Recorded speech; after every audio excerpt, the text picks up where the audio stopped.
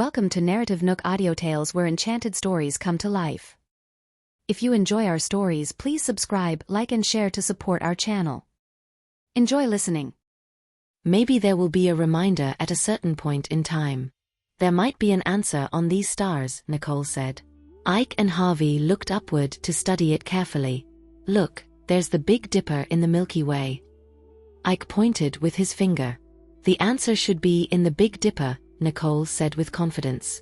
As far as I know, ancient people determine the seasons according to the position of the 7 stars of the Big Dipper, with the bucket handle east pointing, indicating the arrival of spring, the bucket handle south pointing, the arrival of summer, the bucket handle west pointing, fall harvest, the bucket handle north pointing, all things hide in the winter. It is likely that this level was made using this theory because few people abroad know about it, and it is evident that the owner of this experience center is a local. Makes sense. Let's study it. Harvey looked up with a serious face. The Milky Way disappeared all of a sudden, and the time compass reappeared. 10 minutes had passed, and they would fail if they had not completed the level in another 20 minutes. Let's all take a closer look, Nicole said. The Milky Way reappeared, and the 3 of them concentrated on studying the mysteries of the Big Dipper.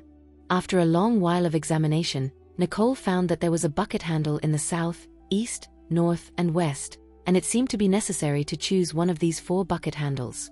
Do you see anything, Mr. Ellison? Ike did not understand the theory of the ancients, so he could not read it. Harvey took a deep breath, then spoke with a thoughtful look. According to my analysis, the 7 stars of the Big Dipper are brighter in the south, and the passage should be the mirror door that the south finger of the bucket handle points to. He did not forget to look to Nicole for confirmation. What do you think, Nicole? I also think it's the mirror door pointed to by the southern finger of the bucket handle. Harvey instantly looked up at Ike cockily. Am I right? But I see it differently than you do. I didn't think that when I saw that bright south finger of the bucket handle. I think this level is designed according to the actual season outside. Now it is summer outside, so the mirror door pointed by the south finger of the bucket handle should be the passage through the level, Nicole said. Nicole has a point too. Harvey knew for sure that Nicole's analysis was more accurate. Then let's go into that mirror door, shall we? Ike looked at the 2 of them. Okay. Nicole led the way in. As they came in front of the mirror door, Nicole looked back at them. Are you guys sure you want to come in with me?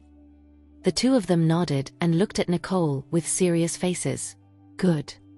Nicole pushed open the door and stepped inside. Inside was dark, and there was a glimmer of light gradually becoming visible as they went further. Nicole felt relieved at the sight of the light. She knew the next level must be ahead. Sure enough, as they walked out, they came to the 2nd level. Yes. We're through. Harvey and Ike happily raised their thumbs at Nicole. Don't get too happy too soon. There is a 2nd level waiting for us. Nicole looked at the level in front of her and had no joy to speak of.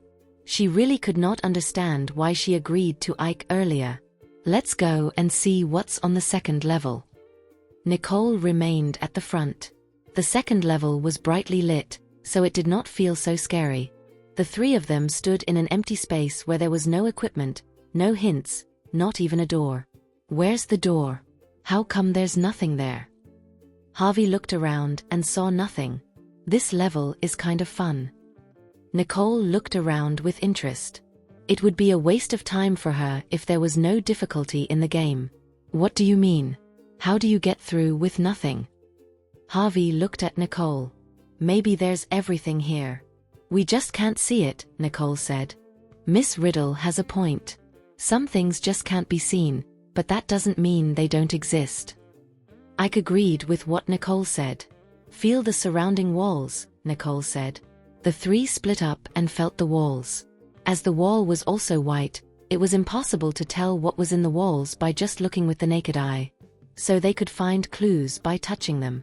Nicole gently pressed the wall, and a layer of stairs appeared out of thin air in front of her. She stepped on it and pressed again at the top. Then there was another layer of stairs. She had found the pattern and continued doing it. Before long, she had reached a height of about 1.5 floors. Meanwhile, Ike also found on his side the same stairs that Nicole had found. "You're all up there. What can I do?" Harvey looked up at the two of them above. "You keep looking for clues down there," Nicole said. Nicole reached up and came into contact with a square brick that sank in. She looked inside and saw a glowing object. She pressed it, and a beam of light shot out at the brick in front of Ike. "Put your hand on the brick with the light spot," Nicole shouted to Ike. Ike put his hand on the brick, as Nicole said, and inside was a prism mirror. He adjusted the angle of the prism and the beam was refracted to the wall in the middle. "See there? We need to get there," Ike said to Nicole. Nicole could not take her hand off now, or the beam would disappear. So she looked down at Harvey. "See if there are any clues on the ground, Harvey." Harvey looked carefully at the ground. "There's nothing. There's nothing." Nicole fell into thought. "There's a square tile with a pattern here." Harvey shouted. "Step on it," Nicole instructed. Harvey stepped on it, and the bricks fell off. He lost his balance and fell to the ground, one foot stuck into the hole left by the brick. Nicole and Ike were shocked, and both thought Harvey had injured his foot. "Are you all right, Harvey?" Nicole asked nervously and was about to get down from above to check on him. "I'm fine. No need to come down." He calmed himself down, slowly pulled his right foot out, and stood back up. A small trap scared the daylights out of Harvey and Ike. Nicole was surprised but not frightened. "Stop stepping on the patterned square tiles. Check if there are other styles of square tiles," Nicole said. Harvey looked ahead. There, in front of the patterned brick, is a round brick. "Don't you step on it this time. Try pressing it with your hand." Harvey went over and squatted down, pressed hard with his hand, and the square tile rose from the floor to a height. "Find the same pattern and put your hand on it, then walk over to the square tile the beam is shining on and press it," Nicole said. Harvey followed Nicole's instruction and pressed on the tile that formed an S-shaped passage below. He came under the square tile that the beam was shining on, and with a gentle press, a door appeared out of thin air on the white gapless wall. Harvey was going to open the door, and surprisingly, saw a 4-digit combination on it. "There's a 4-digit combination lock." Ike observed for a while and shouted to Harvey, "How much time did it take us to get from the first level to here?" Harvey glanced at his watch. 20 minutes and 34 seconds. "Try entering that number," Ike shouted. Harvey entered the numbers and pressed, but the combination lock did not open. "The code isn't right." "Ike, how many floors do you have over there?" Nicole asked. "My side has 8 floors." "Harvey, how many stone pillars do you have over there in total?" 15. "Try 6815, Nicole said, looking at Harvey. Harvey keyed the numbers in and pressed, then the door lock opened with a click. "The door is open. Come on down." Harvey pushed open the door and walked out first while Nicole and Ike followed in tandem. "This experience center is really kind of fun. I'm liking it here." Harvey suddenly got excited and walked in front eagerly. They had arrived at the 3rd level, with paintball guns placed on both sides and a voice announcement ringing out all of a sudden. "Welcome to the 3rd level. Shoot or die players need to wear protective equipment and carry weapons before entering." Nicole looked at the equipment and weaponry, skillfully put them on, and took up the weapon. She then looked at the two of them, who were struggling to put on the protective gear. "You guys take your time. I'm going in to check it out." With that, Nicole headed inside. "Nicole, aren't you going to wait for us?" Harvey asked, worried that she could not handle the situation on her own. "You guys are too slow." Nicole continued moving in. There were many covers inside. Nicole came behind one to observe the situation on the other side. After a long while, she still did not hear or see any movement, so she moved forward quietly. Then she heard a rustle of footsteps behind her. She drew her weapon and aimed it back behind her. "Don't shoot." "It's me," Harvey said in a whisper. "What's up ahead?"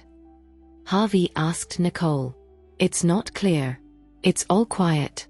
I suggest you two move back to back in one place in case the enemy sneaks up on you." Nicole helped them out with their moves. Harvey and Ike looked at each other. No problem. What do we do now? Ike asked. See that cover up ahead? You two quietly feel your way over, Nicole said. Okay. Making a gesture, the two men felt their way to the cover diagonally opposite Nicole. After watching them both arrive safely, Nicole made a forward gesture, and the three of them advanced in two directions. Suddenly there were paintballs shot at them, and Nicole quickly ducked. She then gestured to Harvey to hold his hat up with his gun, which Harvey did. Nicole saw the timing and found the exact spot where the shot was fired and got rid of the shooter. With one obstacle out of the way, they could now move forward. Nicole looked at the cover slightly up ahead and slid up behind it with a lie slide, and the paintballs missed her. Harvey and Ike were stunned as they watched Nicole perform the action so skillfully. They did not expect Nicole to be that good. I will cover. You guys run forward fast, Nicole said to them. She took out a smoke grenade and threw it while telling them to run and open fire at the enemy. The scene was filled with the sound of gunfire from both sides in a fierce battle. After Harvey and Ike came behind the cover, they also fired at the opposite side, taking out 2 people in the chaos. If counting the ones Nicole had taken out, their team had taken out 6 people. How much farther is the base camp up ahead, Nicole? Harvey asked. We've gone about 10 meters. This is an indoor game. This place shouldn't be very large. I reckon the other side's base camp is another 20 meters or so up ahead. Nicole said as she looked back. Thanks to Nicole, Harvey and Ike could make it this far, which was something they definitely could not achieve by themselves. You guys continue to fire down there while I'm going to find a high ground. Nicole left at once. Hey, where are you going? Harvey called out as Nicole went, but it was to no avail. Nicole came to slightly higher ground with a good view of the entire area under the opponent's fire. To her surprise, there was a large area up ahead. Because there was a fog made of dry ice, it was not possible to see the exact situation. Her paintball gun could not snipe, so she could only shoot at the nearby enemies, then return to the ground. Just as she was about to push forward again, Nicole heard the sound of footsteps. Why did they come up so fast? As the footsteps got closer, Nicole put her gun behind her back. The next second, a person wearing enemy gear came into view. With no hesitation, she slammed the enemy to the ground, taking the enemy out by pulling off the blood bar on his body. Nicole released him and was ready to move forward when the man attacked Nicole from behind again. She sensed it and subdued him again with a reverse takedown. You're dead. No more attacks. Nicole kindly reminded him. Who said I was dead? The man sounded icy and did not look like he was the staff of the experience center. Just as Nicole was distracted, the man broke free of Nicole's grip and took out his dagger to thrust at Nicole again. She could see that he was holding an actual knife, and after meeting his eyes, she realized that this man was an assassin. Nicole quickly dodged and was not hurt. She then kicked away the attacker's dagger, grabbed his wrist, and threw him to the ground. The man resisted, so Nicole broke his wrist. The scream of the man attracted fire from the other side. Nicole hurriedly hid under the cover, stepped on the assassin's wrist, and asked, Who sent you? How many of you have come? The assassin did not answer, and Nicole stepped harder on his wrist. He grimaced in pain. All I know is to get rid of you, nothing else. The man did not look like he was lying, so she lifted her foot. Get out of here, or I will make sure you die here. The assassin scrambled to his feet and ran outside. Nicole watched on and found that he did not look at all like a real assassin. She looked back, trying to locate Harvey and Ike, but they were nowhere to be seen. Nicole knew that there might be other dangerous people in the venue and decisively moved back to find Harvey and Ike. There were still paintballs coming from the front, so Nicole had to deal with them first before going to Harvey and Ike. She got serious by grabbing her paintball gun and sprinting forward with a burst of energy, perfectly dodging all the paintballs shot at her and clearing the obstacles in front of her with a few shots. Harvey and Ike, still unaware of what was going on, remained prostrate as they moved forward. Suddenly, a figure came from a distance toward Ike. The two of them picked up their guns and shot at the incoming man. But when the man did not fall, Harvey wondered. He has been shot multiple times. Why is he still coming forward? I don't know. What should we do? Ike asked. Run, or when he comes over, we both die. Another figure blocked their way, reaching for Harvey. Having learned some self-defense techniques, Harvey swiftly dodged the opponent's grabbing hand. But the opponent did not stop his attack. After missing his target, the opponent continued to charge at him. Harvey quickly raised his paintball gun and shot at the man. As the assassin was hit and screamed in pain, Ike dragged Harvey back and ran. Nicole came from behind just in time to meet them. Are you guys okay? We're fine. Just that one opponent was hit but didn't die. Instead, he continued to attack us. Nicole immediately knew what had happened and pointed to the way they came. You guys go back to the second level and call the staff to take you out. The two men looked at Nicole in puzzlement, wondering why they needed to call the staff while they were still in the game. Nicole saw the bewilderment on Harvey's face, but there was no time to explain, as the assassin was catching up. Don't ask. Just do as I say. She pushed them away and then hid. One assassin saw that there was no one there and thought they were hiding, so he slowed down his steps to search carefully. Nicole saw the right moment to strike and lock the throat of the assassin, thinking of taking him out at once. But since this was an entertainment outlet, she did not kill him but just kicked him in the knee. The assassin's moan of pain was drawing the other assassin's attention. Not long after, several people gathered around, but they did not find Nicole anywhere but their mate on the ground. The assassins started looking around for Nicole, unaware that she was right overhead and had a full view of their actions. She used her paintball gun and aimed a shot at an assassin's temple, knocking him out to the ground. Hearing gunfire, the other assassins looked up and then quickly went after Nicole, who leaped from one platform to the next, and the assassins fell short of capturing her. Nicole raised her paintball gun and continued to fire at the assassin. Since it was not a real gun and not hitting the vital parts, the regularly trained assassins were unharmed. Nicole aimed at the two assassins and hit them in the vital parts, and they fell to their knees and cried out in pain. She took this opportunity to leap and came in front of them. Who sent you? She had to find out the mastermind, or the risk would always follow her and affect everything. The assassins were tight-lipped, refusing to divulge any information, thinking Nicole could do nothing with them. Nicole picked up a dagger on the ground and stabbed it into an assassin's leg. Speak. The assassin gritted his teeth and held on. You have guts. I will see how long you can hold out. Nicole twisted the dagger in his leg slightly, and the assassin screamed in pain. I will tell you. It's Franco. Where is he? Before Nicole could finish her question, another assassin slashed at her from behind. She dodged out of the way and disappeared again in a flash.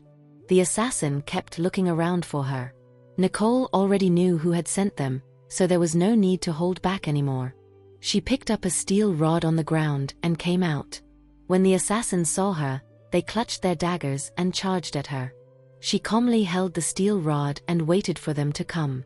The next second, her steel rod and the daggers collided with sparks flying all over the place as Nicole and the assassins fought in a melee. Harvey and Ike ran to the second level. After alerting the staff, he felt they could not leave Nicole behind, so they found some steel rods and ran back toward Nicole. By the time they came back to the scene, the assassins had been knocked to the ground. Nicole looked back at Harvey and Ike, tossed the steel rod in her hand, and walked over to them. Why are you guys back again?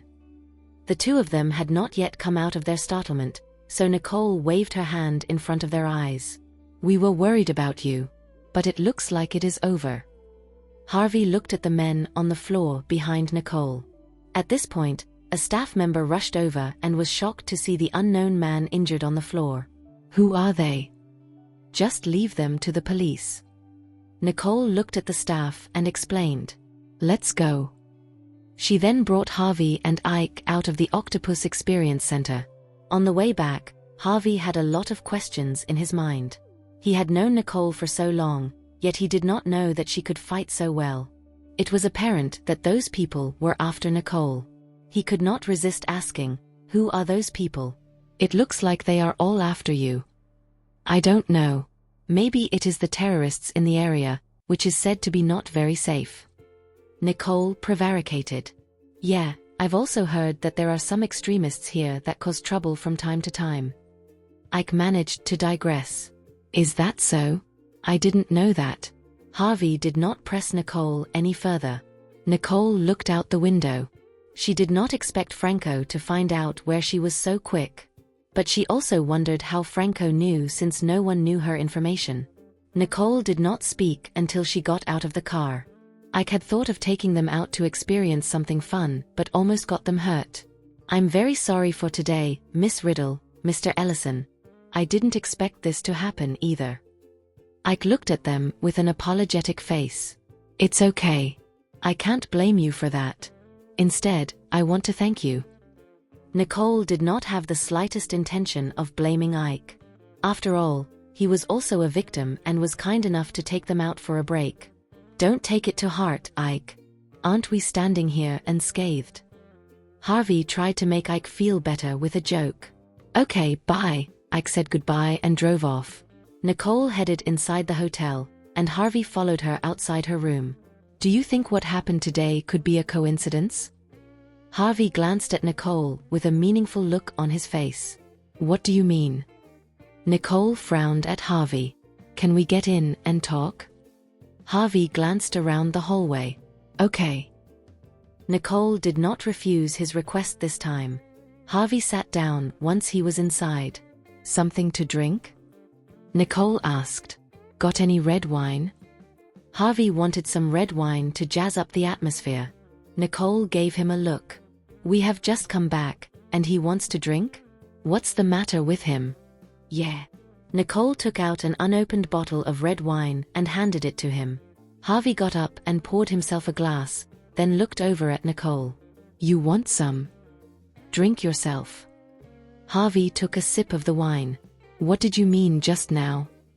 Nicole looked at him with a serious face, figuring that Harvey must have discovered something. Otherwise, he would not have asked like that. Did it not bother you that Ike approached you unsolicited at the seminar? Harvey asked. Why should I be bothered? Wasn't everyone talking to each other there? Nicole detected nothing suspicious or unnatural about Ike at the time. Maybe you were really looking at the scenery outside and did not notice those people in the venue. I had noticed Ike for a long time. He didn't talk to anyone but you. Why do you think that is? Harvey looked meaningfully at Nicole. He was neatly dressed, with not a bit of dust on his leather shoes, so he could be misophobic, and not talking with others is also part of his misophobia, no. She really didn't pay attention to the people inside the venue because she was just not interested. So she ignored Ike when he came over, and it was only after he tried to strike up a conversation that she spared him a glance. You really think he is misophobic? I'm speechless. Don't little girls like you have any resistance when facing a handsome man? Harvey could not help but get a little irate. I'm not at all attracted to handsome men, okay? It is just not what you think. Cut the cackle and get to business, Nicole said. I think it's part of his plan to first strike up a conversation with you to get to know each other before he might have the opportunity to invite you to the experience center, and then only next to carry out the subsequent plan, which is to send extremists to kill you. You must have too much imagination to make this kind of thing up. Nicole thought what Harvey said was exaggerated. It is indeed my speculation, but one thing is for sure, when we both ran out of the third level to call for help, and I was going to return to find you, he stopped me. Then I insisted, and only then did he go back with me. Harvey told the details to Nicole. She looked into Harvey's eyes, and he did not look like he was lying. Could he have stopped you because he was worried about you and that you would be in danger if you went back? I don't think so. After all, we have only known each other for less than a day. If you had stopped me, you might have been worried about my safety. But Ike could never be, Harvey said with confidence. Through Harvey's description, Nicole gradually pondered about it. If it was really like Harvey said, then Ike could be a master of covert operations. I have got to be careful when dealing with him next time. Don't tell anyone about this because we still don't know who Ike is, and we can't jump to conclusions. Isn't there a dinner tonight? We will make contact with him then. Nicole instructed Harvey that she did not want to spook Ike if he was really up to something. Okay. Don't worry about it. Harvey looked at her seriously. You go back and rest. We will go to dinner together tonight. Nicole wanted to be left alone to think, so she asked Harvey to leave. Okay, then I will leave and get ready. You get some rest. After all, you just went through something so dangerous. Harvey knew that what happened at the experience center had caused a great deal of surprise to Nicole. Take the wine away with you. Nicole needed to stay alert now. Okay. Harvey took the wine and left Nicole's room. Nicole took out her cell phone to make a call. Carl, have you heard of this guy Ike? Ike? Never heard of it. What's wrong? Carl asked back. Nothing. Just someone I met at the seminar today. If you have time, help me check this person's background. So far, I only know his name is Ike. Maybe even the name isn't his real name. Nicole now knew very little about Ike. Okay, I will find out and let you know. I will hang up now if there's nothing else. Carl was taking care of things at the moment. Okay. Nicole hung up the phone, her eyes deep in concentration as she looked at the couch where Harvey had just sat. Since coming abroad, she had not spoken with Jared on the phone. So she picked up her cell phone and called him. The phone was picked up after a few rings. Did the seminar go well? Jared's voice came over the phone. It went pretty well. The meeting also passed a manned flying car project, and I guess Mr. Harmon will hold the press conference soon. Are you okay back home? Nicole asked. Not so good. Jared sounded dispirited as if someone was sick. Nicole thought he was in trouble. Did something happen? I'm no good without you. Jared sensed she was caring for him before he uttered the second half of the sentence. Bummer, you made me nervous for a second. Nicole snapped. Since you're suffering so much from longing for me, I can video call you for a while. Nicole missed him too. Soon, Jared video called her, and she picked it up. The two of them could finally see each other and were relieved from the pain of longing. How many more days will it take to get back on your end? Jared asked. I should be able to go back tomorrow. Tomorrow, I will pick you up. Had he not had something on his hands that he needed to take care of, he would have flown to her side right away. No need. There's Harvey, we are going back together. Harvey? He's going too. Jared was upset to hear Harvey's name. He did not know Harvey was also going, or he would have accompanied Nicole. Yeah, he is representing Ellison Group. Nicole then realized what she had said and tried to cover it up. Next time something like this happens, make sure you tell me. Jared was not worried about Nicole, just that Harvey would harass her. The two were talking when suddenly the doorbell rang on Nicole's side. She knew it must be Harvey picking her up for dinner. It should be the driver picking me up for dinner, so I have got to hang up now. I have to go. Nicole did not dare mention Harvey again. When she opened the door, it was indeed Harvey. The driver is already waiting downstairs. Let's go. Harvey looked at her. Why is the car here so early? Nicole looked at the time. It is probably the distance. Harvey was not sure. Just give me a minute while I change. Nicole closed the door back. Soon, the door opened again, and Nicole came out in her gown. Harvey was stunned for a moment, as this was the second time he had seen her in a gown, and she was as beautiful as a fairy. He could not take his eyes off her. Let's go. Nicole glanced at Harvey. Okay. Harvey snapped back and walked with Nicole downstairs. Half an hour later, the car stopped in front of a clubhouse, and Nicole and Harvey got out and walked inside. Is it Miss Riddle and Mr. Ellison? The receptionist asked. Yes. This way, please. The receptionist guided them to the dinner venue. Unlike the daytime seminar, there were some unfamiliar faces at the dinner. As Nicole and Harvey made their way inside, those who knew them greeted them. Here we meet again, Miss Riddle. Scott came up to her. I'm seeing a lot of unfamiliar faces, Mr. Harmon.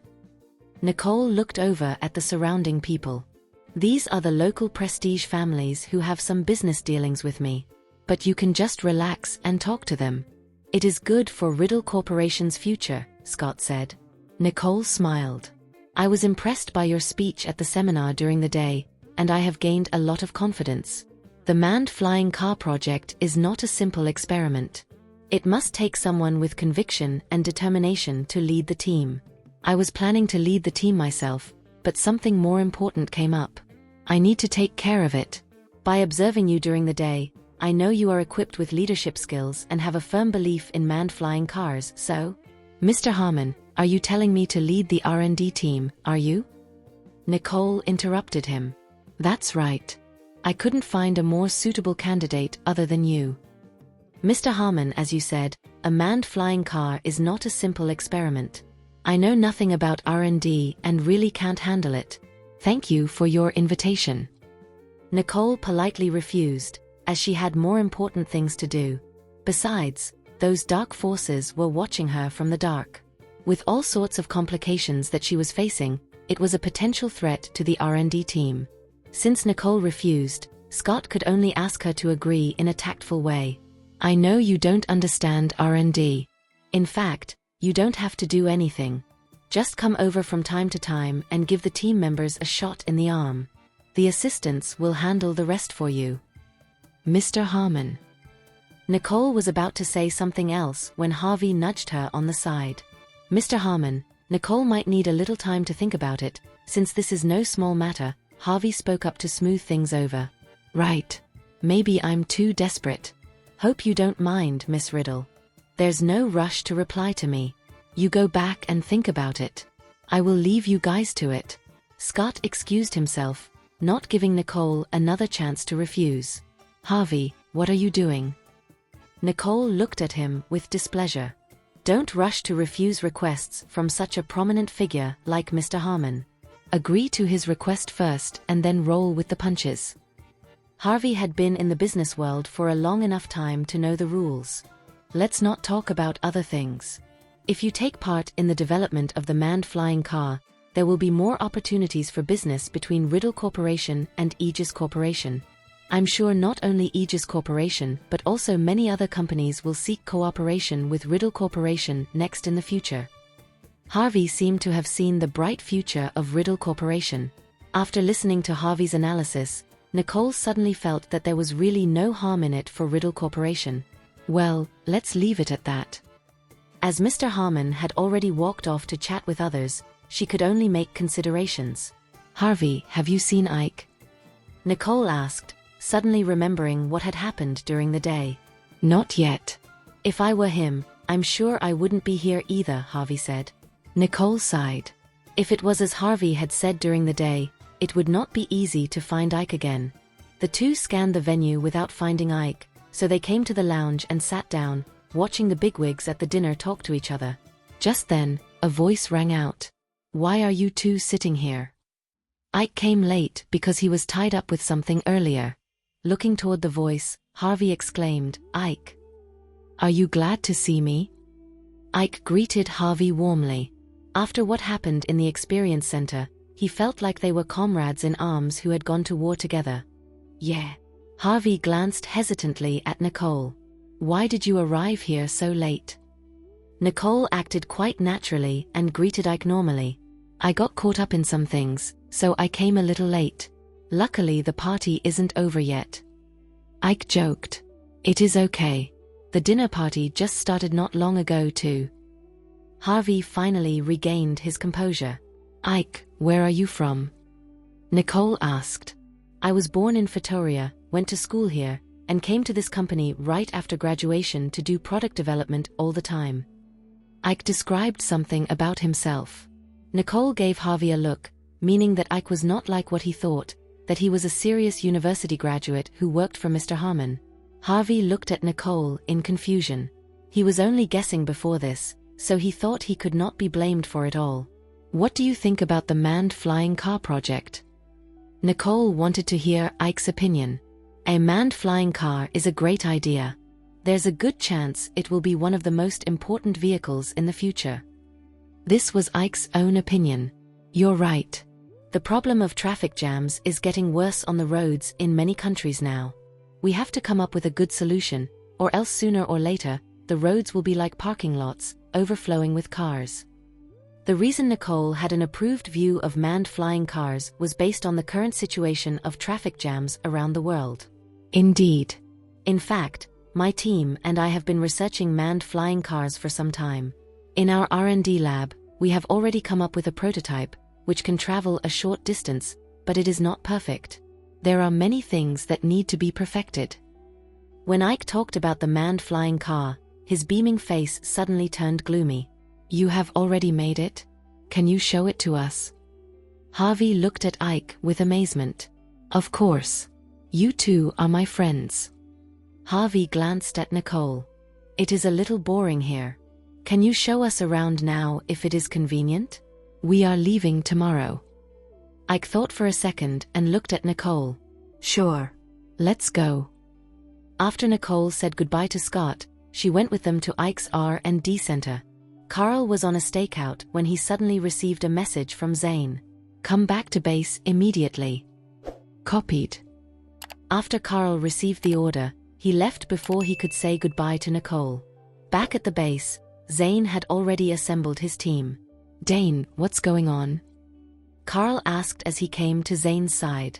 One of Curly Corporation's production plants will soon be under the control of the Raven. We must take over the production plant before the Raven takes control. Zane's eyes were full of determination. He was determined to win. Everyone move and board the plane. Zane gave the order, and his men ran toward the cargo plane in a nervous but orderly manner. Did you see Nicole in Lanningborg? Zane asked Carl on the plane. Yeah, she's fine. It was promised that he could see her again, but now he was on a plane to another place. Thank you for listening. If you have enjoyed this story, please like and share so others can see it too. Also hit the subscription button and notification bell so you can be notified on our next release. Thank you for your support. God bless you.